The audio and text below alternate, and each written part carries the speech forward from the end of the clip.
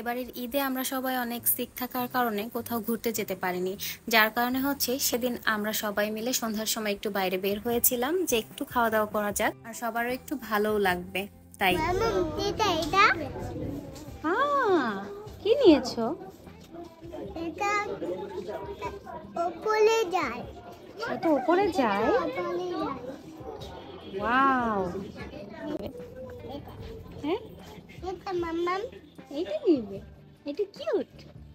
এটা এটা নেব। এটা এই যে কুংফু পান্ডা, এই যে দেখো। তো আমরা বাসা থেকে বের হয়ে মিনিসোতে চলে গিয়েছিলাম। আর মিনিসোতে গিয়ে মিনহান তো টয়েস দেখে খুব হ্যাপি, মানে ও অনেক ডল পছন্দ করে, তো সেগুলো আমরা একটু দেখছিলাম। তো সেগুলো কিন্তু আসলে নেওয়া হয়নি।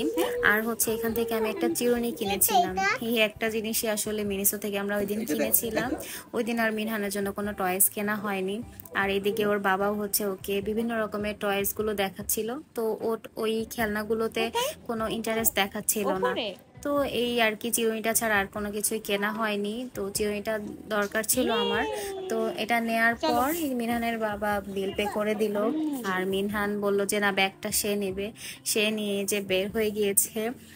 সব থেকে বাইরে বের হলেই শুধু বাবার সাথেই থাকতে চাই মিনহান। বাবার সাথে অনেক কমফোর্টেবল ফিল করে। তো এরপর হচ্ছে আমরা খাওয়া দাওয়া করতে চলে গিয়েছিলাম। আর এখানের পরিবেশটা অনেক সুন্দর ছিল, ওই দিন অনেক রাশ ছিল সব মিলিয়ে। আর হচ্ছে এই যে আমরা খাবারের জন্য এখানে ওয়েট করছিলাম। তো মিনহান হচ্ছে রেস্টুরেন্টের খাবারগুলো কিন্তু অনেক পছন্দ করে।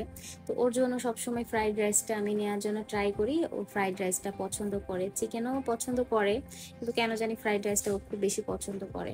তো শুরুতেই হচ্ছে আমি ওকে খাইয়ে দিচ্ছিলাম, ওর জন্য আসলে মূলত খাবার নিয়েছিলাম। কয়েকদিন খুব অসুস্থ ছিল, যার কারণে মুখে তেমন একটা রুচি ছিল না। যার কারণে ও যেই খাবারটা পছন্দ করে সেটাই ওকে দেওয়ার জন্য চেষ্টা করেছি। আর এই তো খাওয়া দাওয়া শেষ করে আমরা এরপর বাসায় চলে গিয়েছি।